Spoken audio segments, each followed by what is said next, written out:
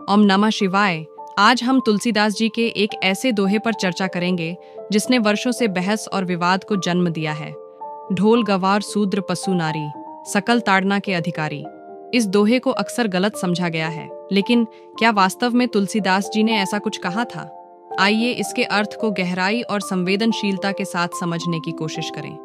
इस दोहे का शाब्दिक अर्थ यह प्रतीत होता है कि ढोल, गवार, शूद्र, पशु और नारी सभी ताड़ना यानी दंड के अधिकारी हैं। लेकिन इस तरह के सतही अर्थ निकालना इसके सांस्कृतिक, ऐतिहासिक और दार्शनिक संदर्भ को नकार देना होगा। इस दोहे को समझने की कुंजी है ताड़ना शब्द। यह केवल दंड का अर्थ नहीं रखता, बल्कि मार्गदर्शन, ध्यान और देखभाल का प्रतीक है। उदाहरण के लिए, ढोल तभी संगीत उत्पन्न करता है जब उसे सही ताल में बजाया जाए। एक अनजान या अज्ञानी व्यक्ति को सीखने और बढ़ने के लिए निगरानी और सहयोग की आवश्यकता होती है। यह क्रूरता नहीं, बल्कि अनुशासन के माध्यम से पोषण की बात करता है। अब आइए दोहे में उल्लिखित 5 श्रेणियों को विस्तार से समझें और उनके संदर्भों को उजागर करें। ढोल का अस्तित्व तभी सार्थक है जब इसे सही ताल और लय के साथ बजाया जाए। यहाँ ताड़ना का अर्थ है इसे ध्यानपूर्वक बजाना। अगर ढोल को सिर्फ सुंदर दिखने के लिए रखा जाए और सही तरीके से इस्तेमाल न किया जाए तो यह अपनी भूमिका पूरी नहीं कर सकता। सही तरीके से बजाने पर यह मधुर संगीत उत्पन्न करता है। बिना अनुशासन या देखभाल के यह केवल शोर पैदा करता है। यह संदेश देता है कि हर उपकरण को उसकी भूमिका में सही दिशा और समर्पण की आवश्यकता होती है। गवार का अर्थ केवल शिक्षा से वंचित होना नहीं है, बल्कि यह उस व्यक्ति का प्रतीक है जो अनुभव और विवेक की कमी के कारण गलतियां कर सकता है। ताड़ना का तात्पर्य यहाँ है कि अज्ञानता को दूर करने के लिए शिक्षा और मार्गदर्शन प्रदान करें। जैसे एक शिक्षक अपने छात्र को सिखाता है, उसी प्रकार अज्ञानी को स्नेह और धैर्य से सही दिशा दी जानी चाहिए। यह संदेश देता है कि सच्चा नेतृत्व मार्गदर्शन और सहयोग से होता है, न कि दंड से। शूद्र शब्द को अक्सर गलत समझा गया है। यहाँ इसका संदर्भ समाज के उस वर्ग से है जो अपनी मेहनत और सेवा से समाज को जोड़ता है। ताड़ना का अर्थ है कि जो लोग सेवा में हैं, उन्हें उचित दिशा और समर्थन दिया जाए।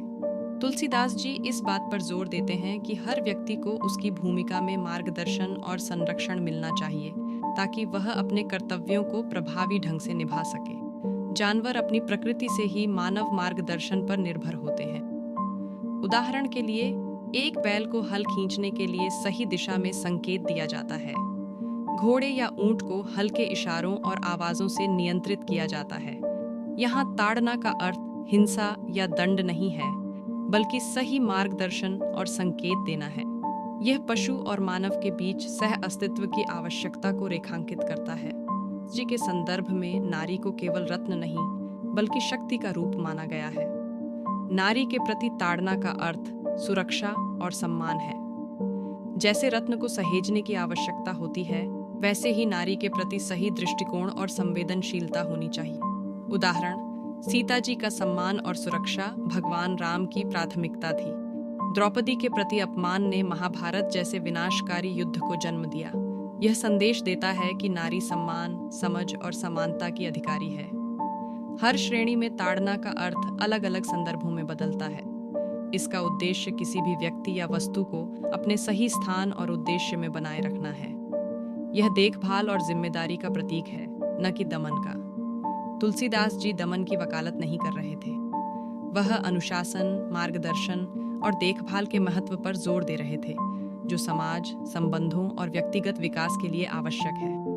इस तरह के दोहों की गलत व्याख्या से कई दुर्भाग्यपूर्ण धारणाएं बनी हैं। आज जब हम समानता और समझ की ओर बढ़ रहे हैं, तो यह महत्वपूर्ण है कि हम ऐतिहासिक ग्रंथों को बुद्धिमत्ता के साथ पढ़ें और उनके वास्तविक संदेश को समझें। तुलसीदास जी के शब्दों में छिपी गहराई को समझने के लिए धन्यवाद। आइए उनके शिक्षाओं के अनुरूप सम्मान, समझ और सामूहिक विकास का मार्ग अपनाएं।